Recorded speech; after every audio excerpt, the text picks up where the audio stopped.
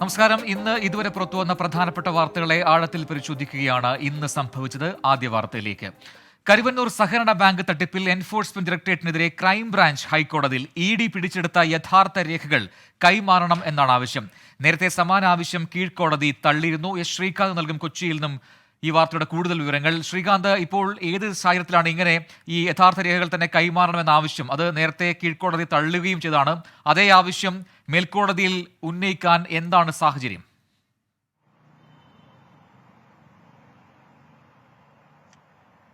തെരഞ്ഞെടുപ്പാണ്. കരുവന്നൂർ കേസുമായി ബന്ധപ്പെട്ട് എൻഫോഴ്സ്മെന്റ് ഡയറക്ടറേറ്റ് പിടിമുറുക്കുന്നു എന്നുള്ള വാർത്തകൾ പുറത്തുവരികയും ചെയ്യുന്നു. ഇതിനിടയിലാണ് ഇപ്പോൾ ക്രൈംബ്രാഞ്ച് ഈ കേസിൽ ഹൈക്കോടതിയെ സമീപിച്ചിരിക്കുന്നത്. അവർ പറയുന്ന കാര്യം, ഈ കരുവന്നൂരുമായി ബന്ധപ്പെട്ട് തങ്ങൾ ഒരു കേസ് രജിസ്റ്റർ ചെയ്തിട്ടുണ്ട്, അതിന്മേൽ തങ്ങളുടെ അന്വേഷണം നടക്കുകയും ചെയ്യുന്നു. ഇതുമായി ബന്ധപ്പെട്ട് തങ്ങൾക്ക് രേഖകൾ ആവശ്യമാണ്, അത് പരിശോധിക്കേണ്ടതുണ്ട്. ആ രേഖകളുടെ ഒറിജിനൽ ഇപ്പോഴുള്ളത് എൻഫോഴ്സ്മെന്റ് ഡയറക്ടറേറ്റിന്റെ പക്കലാണ്. അത് കിട്ടിയെങ്കിൽ മാത്രമേ അതിന്റെ ആധികാരികത ഉറപ്പിക്കാൻ ഫോറൻസിക് പരിശോധനയ്ക്കടക്കം നൽകാൻ സാധിക്കൂ. ഇതാണ് നിലവിൽ ക്രൈംബ്രാഞ്ച് ഹൈക്കോടതിയിൽ അറിയിക്കുന്നത്. നേരത്തെ ആവശ്യപ്പെട്ടപ്പോൾ എൻഫോഴ്സ്മെന്റ് ഡയറക്ടറേറ്റ് രേഖകൾ നൽകാൻ സാധിക്കില്ല എന്ന് അറിയിച്ചതായും ഇപ്പോൾ ക്രൈംബ്രാഞ്ച് ഹൈക്കോടതിയിൽ ചൂണ്ടിക്കാണിക്കുന്നുണ്ട്. തങ്ങളുടെ അന്വേഷണം മുന്നോട്ട് പോകണമെങ്കിൽ ഈ രേഖകൾ അത്യാവശ്യമാണെന്നും അത് വിട്ടു നൽകാൻ ഇടപെടണം എന്നുമാണ് ഈ അപ്പീലിൽ ചൂണ്ടിക്കാണിക്കുന്നത്. നേരത്തെ കീഴ്ക്കോടതിയിൽ PMLA കോടതിയിൽ ഈ ആവശ്യം മുന്നോട്ട് വെച്ചപ്പോൾ PMLA കോടതി അത് തള്ളിയിരുന്നു. ഇതിന് ED പറഞ്ഞത് ഇത് ചില രാഷ്ട്രീയ ഉദ്ദേശത്തോടെ, പ്രത്യേക ഉദ്ദേശത്തോടെ നടത്തുന്ന നീക്കമാണ്, ഇതിന്റെ പകർപ്പ് ആവശ്യമുണ്ടെങ്കിൽ കൊടുക്കാൻ തയ്യാറാണ് എന്നടക്കം ED ചൂണ്ടിക്കാണിച്ചതിന്റെ അടിസ്ഥാനത്തിലാണ് PMLA കോടതി നേരത്തെ ഹർജി തള്ളിയത്. കാത്തിരിക്കാം ഹൈക്കോടതി എന്താണ് ഇക്കാര്യത്തിൽ തീരുമാനിക്കുന്നത് എന്ന്. ശരി, എസ് ശ്രീകാന്ത് കൊച്ചിയിൽ നിന്ന് വിവരങ്ങൾ നൽകി. തൃശൂർ ചേലക്കരയിലെ ജനവാസ മേഖലയിൽ വീണ്ടും കാട്ടാന ഇറങ്ങി. മണ്ണാത്തിപ്പാറയിൽ വ്യാപകമായി കൃഷി നശിപ്പിച്ചു. വനംവകുപ്പ് ഉദ്യോഗസ്ഥർ സ്ഥലത്ത് എത്തിയിട്ടുണ്ട്. സൂരജ് സജി നൽകും തൃശൂരിൽ നിന്നും കൂടുതൽ വിവരങ്ങൾ. സൂരജ്, ഈ മേഖലയിൽ നേരത്തെയും കാട്ടാന എത്തിയതാണ്. ഇപ്പോൾ കൃഷി വലിയൊരു തോതിൽ അവിടെ നശിപ്പിച്ചിട്ടുണ്ട് എന്ന് ദൃശ്യങ്ങളിൽ വ്യക്തവുമാണ്. ഈ ഉദ്യോഗസ്ഥരെത്തി ആനയെ തുരത്താനുള്ള നടപടികൾ സ്വീകരിച്ചു. ഇപ്പോഴും ഈ ജനവാസ മേഖലയിൽ തമ്പടിച്ചിരിക്കുകയാണോ ആനക്കൂട്ടം?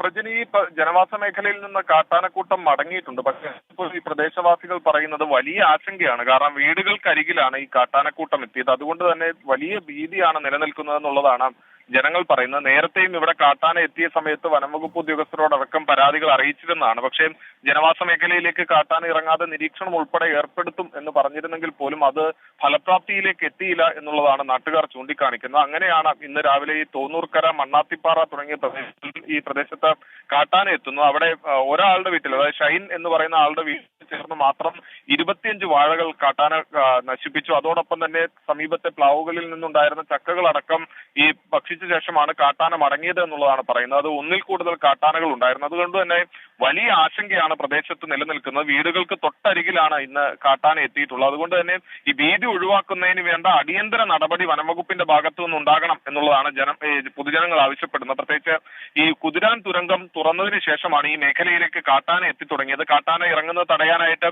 സൗരോർജ്ജ വേലി അടക്കം ഏതാനും മാസങ്ങൾക്ക് മുമ്പ് ഈ കുതിരാനിൽ സ്ഥാപിച്ചിരുന്നു. പക്ഷേ ഇതൊന്നും ഫലപ്രാപ്തിയിലേക്ക് എത്തുന്നില്ല എന്നുള്ളതാണ് ജനങ്ങൾ ചൂണ്ടിക്കാണിക്കുന്നത്. സൂരജ് സജിയാണ് തൃശൂരിൽ നിന്ന് വിശദാംശങ്ങൾ നൽകിയത്. പൂക്കോട് വെറ്ററിനറി കോളേജ് വിദ്യാർത്ഥി JS സിദ്ധാർത്ഥന്റെ മരണവുമായി ബന്ധപ്പെട്ട കേസിൽ വിദ്യാർത്ഥികളുടെ സസ്പെൻഷൻ പിൻവലിച്ചതിൽ വിശദീകരണവുമായി സർവകലാശാല.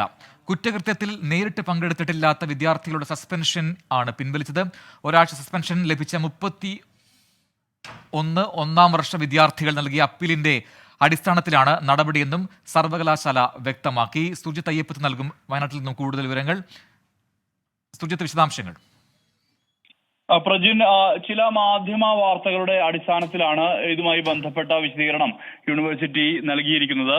അതായത് 32 കുട്ടികളുടെ 31 ഒന്നാം വർഷ വിദ്യാർത്ഥികളും 2 രണ്ടാം വർഷ വിദ്യാർത്ഥികളും അവരുടെ സസ്പെൻഷൻ നടപടി പിൻവലിച്ചു എന്നുള്ളതായിരുന്നു മാധ്യമ വാർത്ത. പക്ഷേ യഥാർത്ഥത്തിൽ അത് അവർക്ക് എതിരെ എടുത്ത നടപടി ഒരാഴ്ച മാത്രമായിരുന്നു. ഒരാഴ്ച സസ്പെൻഷൻ നടപടി അതിന്റെ കാലയളവ് കഴിഞ്ഞപ്പോൾ റദ്ദായി എന്നുള്ളതാണ് യൂണിവേഴ്സിറ്റി വ്യക്തമാക്കുന്ന പ്രധാനപ്പെട്ട കാര്യം.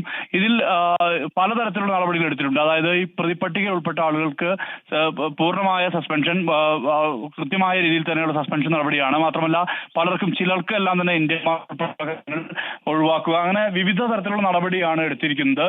ഈ ഹോസ്റ്റലിൽ ഉണ്ടായിരുന്ന വിദ്യാർത്ഥികൾ, അതായത് ഈ സംഭവം നടക്കുമ്പോൾ ഹോസ്റ്റലിൽ ഉണ്ടായിരുന്ന വിദ്യാർത്ഥികൾ, അത് കണ്ടു നിന്ന വിദ്യാർത്ഥികൾ, അതോടൊപ്പം തന്നെ ഈ ഹോസ്റ്റലിൽ ഉണ്ടായിരുന്ന വിദ്യാർത്ഥികൾ, അത്തരത്തിലാണ് ഉള്ളവർക്കെതിരെയാണ് ഈ ഒരാഴ്ചത്തെ നടപടി. അവർ നേരിട്ട് കുറ്റകൃത്യത്തിൽ പങ്കെടുത്ത ആളുകളല്ല.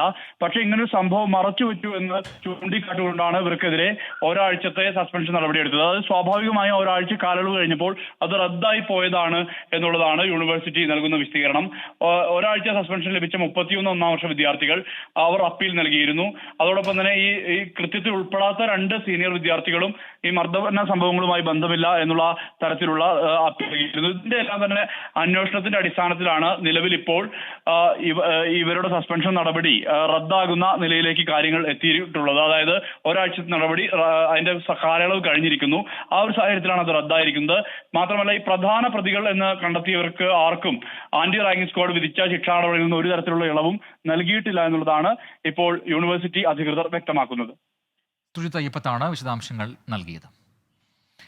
എറണാകുളം കോതമംഗലത്ത് തെരുവുനായ ആക്രമണം. കോതമംഗലം നഗരത്തിലും സമീപ പ്രദേശങ്ങളിലുമായി 8 പേർക്ക് പരിക്കേറ്റു എന്നാണ് പ്രാഥമിക നിഗമനം. കോതമംഗലം താലൂക്ക് ആശുപത്രിയിൽ 4 പേർ ചികിത്സ തേടിയിട്ടുണ്ട്. വിനീത വിജി നൽകും കൊച്ചിയിൽ നിന്നും കൂടുതൽ വിവരങ്ങൾ. വിനീത, എപ്പോഴാണ് ഈ തെരുവുനായയുടെ ആക്രമണം ഉണ്ടായത്?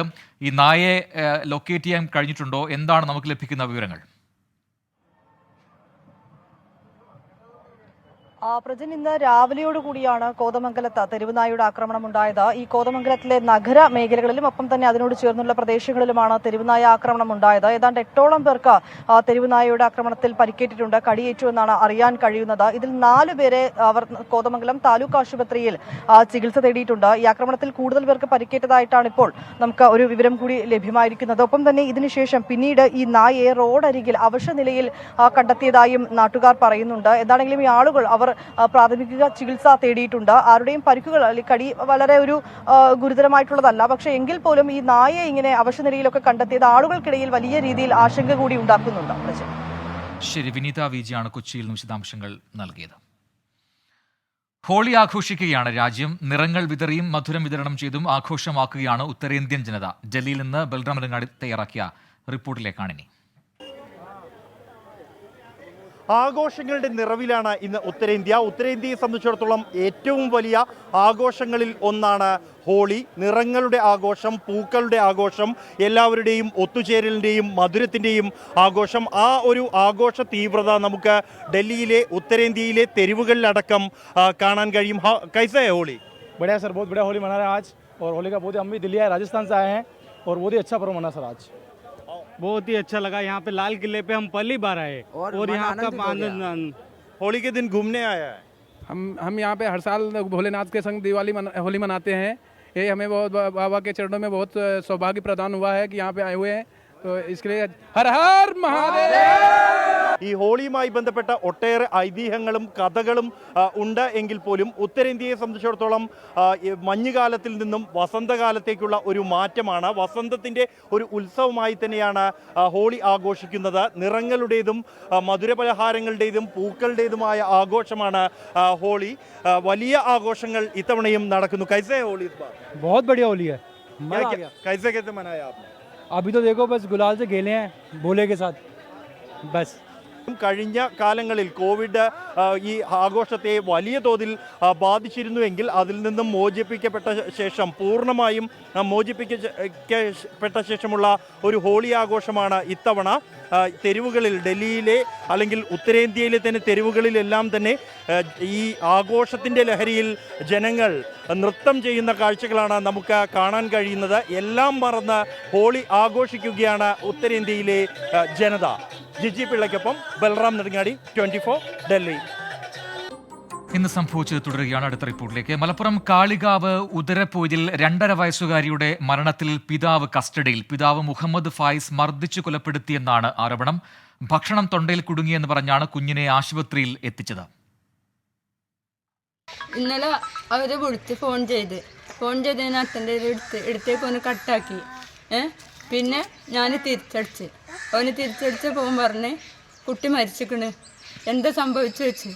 അപ്പോൾ പോകാൻ പറഞ്ഞു ഇങ്ങനെ ഇപ്പം നമ്മൾ അത് ന്യൂസ് കൊടുത്ത മാതിരി ഇങ്ങനെ കൊല്ലി കുടുങ്ങിയതാന്ന് പറഞ്ഞു. ഇഞ്ച് കുട്ടിക്ക് കൊല്ലി കുടുങ്ങിയിട്ടില്ല, ഇഞ്ച് കുട്ടിക്ക് ഒരു അസുഖമല്ല, ഇഞ്ച് കൊന്നതന്നെ ഈ കരഞ്ഞ് കുട്ടീനെ ഇഞ്ച് പറഞ്ഞിട്ടല്ല ഇവിടുന്ന് കൊണ്ടുപോയത് പറഞ്ഞു. അങ്ങനെ തന്നെ ഞാൻ പറഞ്ഞത്. അപ്പോൾ സമയത്ത് കുട്ടി ഇവിടെ മുന്നിൽ വെച്ചിട്ടാണ് കുട്ടീനെ കൊന്നത്.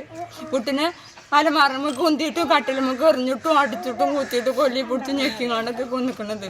ഓൻ്റെ ഉമ്മയും പെങ്ങളും അളിയനും നോക്കി നിൽക്കണം അവിടെ. കുട്ടി പറഞ്ഞു എന്നോട്. സമീർ ബിൻ കരീമുണ്ട് മലപ്പുറത്തു നിന്നും കൂടുതൽ വിവരങ്ങളുമായി. സമീർ, നമ്മളെ അസ്വസ്ഥപ്പെടുത്തുന്ന സങ്കടപ്പെടുത്തുന്ന വാർത്തയാണിത്. ഇപ്പോൾ ഈ കുട്ടിയുടെ പിതാവ് കസ്റ്റഡിയിൽ എന്ന വാർത്ത വരുന്നു. ഈ ആരോപണത്തിൽ കഴമ്പുണ്ട് എന്ന് കരുതുന്നുണ്ടോ പോലീസ്?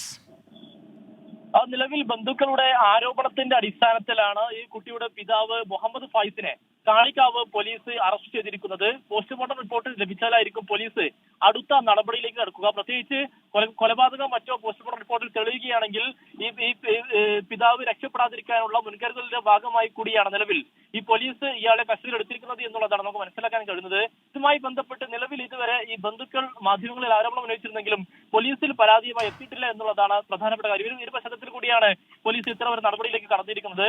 ഇന്നലെ ഉച്ചയ്ക്ക് 2:30 കൂടിയാണ് വണ്ടൂരിലെ ആശുപത്രിയിലേക്ക് ഈ 2.5 വയസ്സുകാരിയെ അബോധാവസ്ഥയിൽ ഈ പിതാവ് മുഹമ്മദ് ഫായിസ് എത്തിക്കുന്നത്.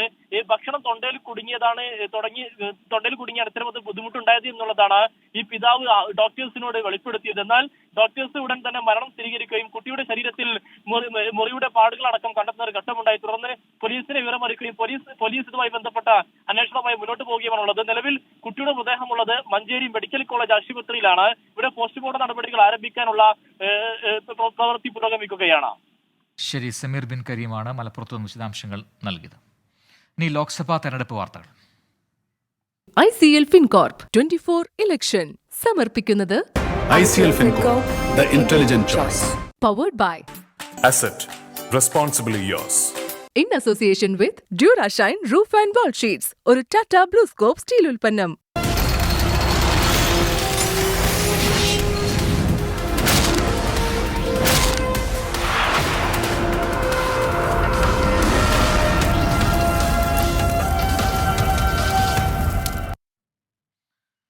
പൗരത്വ ഭേദഗതി നിയമത്തിൽ കോൺഗ്രസിനെതിരെ രൂക്ഷ വിമർശനവുമായി മുഖ്യമന്ത്രി. CAA വിഷയത്തിൽ കോൺഗ്രസ് അധ്യക്ഷനോട് മാധ്യമപ്രവർത്തകർ നിലപാട് ചോദിച്ചപ്പോൾ ആലോചിച്ചിട്ട് പറയാം എന്നാണ് പറഞ്ഞത്. കൂടെ ഉണ്ടായിരുന്ന KC വേണുഗോപാൽ ചിരിച്ചു.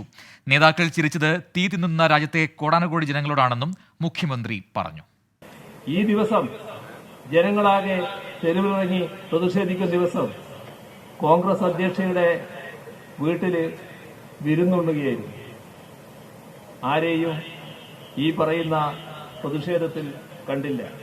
കോൺഗ്രസിന്റെ ഏറ്റവും പ്രധാനപ്പെട്ട നേതാവ് രാഹുൽ ഗാന്ധി ആ സമയം വിദേശത്ത്, ഇവിടെ ഉണ്ടായില്ല. പത്തനംതിട്ടയിൽ CPI ജില്ലാ നേതാവ് കോൺഗ്രസിൽ. ജില്ലാ കൌൺസിൽ അംഗവും പത്തനംതിട്ട മണ്ഡലം സെക്രട്ടറിയുമായിരുന്ന അബ്ദുൾ ഷുക്കൂറാണ് പാർട്ടി വിട്ടത്. കോൺഗ്രസ് അംഗത്വം സ്വീകരിക്കുകയും ചെയ്തു. ജില്ലാ പഞ്ചായത്ത് പ്രസിഡന്റ് സ്ഥാനത്തേക്ക് ശ്രീനാദേവി കുഞ്ഞമ്മയെ പരിഗണിക്കാത്തതടക്കം പാർട്ടി വിടാൻ കാരണമായെന്ന് അബ്ദുൾ ഷുക്കൂർ 24-നോട് പറഞ്ഞു. പ്രധാന കാരണം സംഘടനാ രംഗത്ത് ഏറ്റവും നല്ല രീതിയിൽ പ്രവർത്തിക്കാൻ കഴിയുന്ന പാർട്ടി ഇന്ത്യൻ നാഷണൽ കോൺഗ്രസ്സാണ്. അതുകൊണ്ടാണ് ഇന്ത്യൻ നാഷണൽ കോൺഗ്രസിൻ്റെ പ്രവർത്തിക്കാൻ തീരുമാനിച്ചത്.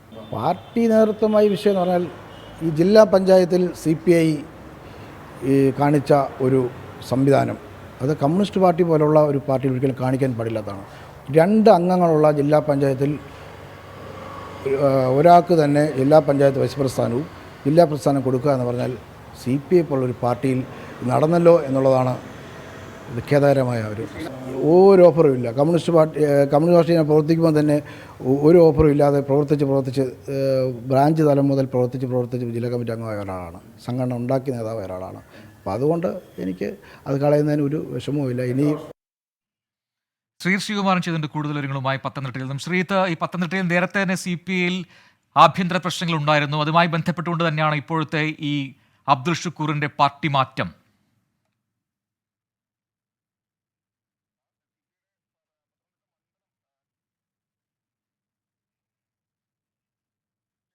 പ്രവർത്തനങ്ങളിലൊക്കെ അദ്ദേഹത്തിന്റെ ചുമതല നിർവഹിച്ചുകൊണ്ടിരുന്നു. പക്ഷേ ഏതാനും ദിവസങ്ങളായി തെരഞ്ഞെടുപ്പ് പ്രവർത്തനത്തിനൊന്നും അബ്ദുൽ ഷുക്കൂർ ഇറങ്ങിയിരുന്നില്ല. അപ്പോൾ തന്നെ അസ്വാരസ്യം മണത്തിരുന്നു. അതിൽ കൃത്യമായി എടുത്തു പറഞ്ഞാൽ തെരഞ്ഞെടുപ്പ് പ്രവർത്തനം ഉച്ചസ്ഥായിയിൽ എത്തുന്നതിന് തൊട്ട് മുൻപ് തന്നെയായിരുന്നു ജില്ലാ പഞ്ചായത്ത് പ്രസിഡന്റ് സ്ഥാനത്തേക്ക് CPI ശ്രീനാദേവി കുഞ്ഞമ്മയെ പരിഗണിക്കാതെ നിലവിൽ അവിടെ ഉണ്ടായിരുന്ന രാജി രാജപ്പനെ തന്നെ വീണ്ടും പരിഗണിച്ചത്. ജില്ലാ പഞ്ചായത്ത് വൈസ് പ്രസിഡന്റ് ആയിരുന്നവർ മുൻപ്. എന്തായാലും ഇതിൽ കടുത്ത അതൃപ്തി അബ്ദുൽ ഷുക്കൂർ അടക്കമുള്ള ഒരു വിഭാഗം നേതാക്കൾക്കുണ്ട്. AP ജയൻ പാർട്ടിയിൽ നിന്ന് പുറത്താക്കപ്പെട്ട ജില്ലാ സെക്രട്ടറി, അദ്ദേഹത്തിന്റെ ഒരു കരങ്ങളാണ് ഇതിന് പിന്നിലെന്നൊരു ആക്ഷേപമാണ് ആ വിഭാഗം ഉന്നയിക്കുന്നത്. ആ വിഭാഗത്തെ പ്രതിനിധീകരിക്കുന്ന അബ്ദുൽ ഷുക്കൂർ ഏതാനും ദിവസങ്ങൾക്ക് മുൻപ് കോൺഗ്രസ് നേതാക്കളുമായി ചർച്ച നടത്തുകയായിരുന്നു. ഈ ചർച്ച ഏതാണ്ട് രമേശ് ചെന്നിത്തല അടക്കമുള്ള നേതാക്കളുമായി നടത്തിയെന്നാണ് നമ്മൾ മനസ്സിലാക്കുന്നത്. അതിന്റെ അടിസ്ഥാനത്തിലാണ് ഏറ്റവും ഒടുവിൽ രമേശ് ചെന്നിത്തലയുടെ പത്തനംതിട്ടയിലെ വിശ്വസ്തനായ നഹാസ് പത്തനംതിട്ട വഴി ഇത്തരത്തിലൊരു കോൺഗ്രസിലേക്ക് ഒരു കൂടുമാറ്റം ഉണ്ടായിരിക്കുന്നത്. എന്തായാലും രൂക്ഷമായ വിമർശനം ഉന്നയിക്കുന്നു. ഏറ്റവും നന്നായി സംഘടനാ പ്രവർത്തനം നടത്താൻ കോൺഗ്രസിൽ മാത്രമേ കഴിയൂ എന്ന് ഇദ്ദേഹം പറഞ്ഞു വെക്കുന്നുണ്ട്. എന്തായാലും DCCയിലെത്തി സതീഷ് കൊച്ചുപറമ്പിൽ അടക്കമുള്ള നേതാക്കളെ കണ്ട് ആശീർവാദം വാങ്ങിച്ച് അംഗത്വം സ്വീകരിച്ചാണ് അബ്ദുൽ ഷുക്കൂർ മടങ്ങിയിരിക്കുന്നത്. ആന്റണി വൻ ഭൂരിപക്ഷത്തിൽ ജയിക്കുമെന്നും CPIയുടെ മുൻ മണ്ഡലം സെക്രട്ടറി അബ്ദുൽ ഷുക്കൂർ വ്യക്തമാക്കിയിരിക്കുന്നു. ശരി, ശ്രീകുമാറിനാണ് പത്തനംതിട്ടയിൽ നിന്ന് വിശദാംശങ്ങൾ നൽകി. തിരികെ വാർത്തകളിലേക്ക്. ബില്ലുകൾ തടഞ്ഞുവെക്കുന്നതിൽ രാഷ്ട്രപതിക്കെതിരെ സുപ്രീം കോടതിയെ സമീപിച്ച സംസ്ഥാന സർക്കാർ നടപടിയിൽ പ്രതികരണവുമായി ഗവർണർ ആരിഫ് മുഹമ്മദ് ഖാൻ. വ്യക്തികൾക്കും സ്ഥാപനങ്ങൾക്കും കോടതിയെ സമീപിക്കാൻ അധികാരം ഉണ്ടെന്ന് ഗവർണർ പറഞ്ഞു. തീരുമാനമെടുക്കേണ്ടത് സുപ്രീം കോടതിയെന്നും കൂടുതൽ പ്രതികരണത്തിനില്ലെന്നും ഗവർണർ വ്യക്തമാക്കി. That is the right of any individual, any institution, any government. If they feel aggrieved, real or imaginary, they have the right to approach the honorable courts. I do not see anything abnormal in that. Whatever it is, if the right is there, now it will be for the honorable Supreme Court to see whether their averments are in accordance, can be entertained or not. It is not for me to sit in judgment. That will be for the honorable Supreme Court to decide, not for me. കാടിനും കാട്ടുമൃഗങ്ങൾക്കും കൊടുക്കുന്ന സംരക്ഷണത്തെക്കാൾ മികച്ചത് മനുഷ്യന് നൽകണമെന്ന് Syro Malabar Sabha major archbishop Mar Raphael Thattil. കുറുമ്പുള്ള ആനകളാണെങ്കിൽ പിടിച്ചു പരിചരണ കേന്ദ്രത്തിലേക്ക് മാറ്റണം. വന്യജീവി ആക്രമണത്തിൽ ധനസഹായം നൽകുന്നതിൽ പിശുക്ക് കാണിക്കരുതെന്നും മാർ റാഫേൽ തട്ടിൽ പറഞ്ഞു. കാട്ടാന ആക്രമണത്തിൽ കൊല്ലപ്പെട്ട പടമല സ്വദേശി അജീഷിന്റെ വീട് സന്ദർശിച്ച ശേഷമായിരുന്നു മേജർ ആർച്ച് ബിഷപ്പിന്റെ പ്രതികരണം. കാടിനും കാട്ടുമൃഗങ്ങൾക്കും കൊടുക്കുന്ന സംരക്ഷണം അതിനേക്കാൾ കൂടുതലായിട്ട് മനുഷ്യർക്ക് കൊടുക്കാനായിട്ട് ബന്ധപ്പെട്ട എല്ലാ സർക്കാരുകളും ജനപ്രതിനിധികളും എല്ലാ ഭരണ സംവിധാനങ്ങളും ഏർപ്പെടുത്തണമെന്നാണ് എനിക്ക് പറയാനുള്ളത്. പാലക്കാട് എലപ്പുള്ളിയിലെ പോപ്പുലർ ഫ്രണ്ട് നേതാവ് A. സുബൈർ വധക്കേസിൽ പ്രതികളെ കുറ്റപത്രം വായിച്ചു കേൾപ്പിച്ചു. RSS നേതാവ് സഞ്ജിത്തിനെ കൊലപ്പെടുത്തിയതിന്റെ പ്രതികാരമായാണ് സുബൈറിനെ പ്രതികൾ കൊലപ്പെടുത്തിയത് എന്നാണ് പോലീസിന്റെ കണ്ടെത്തൽ. ഇനി ഇപ്പോഴത്തെ കാലാവസ്ഥ സമർപ്പിക്കുന്നത് Berger paints 100 years of trust.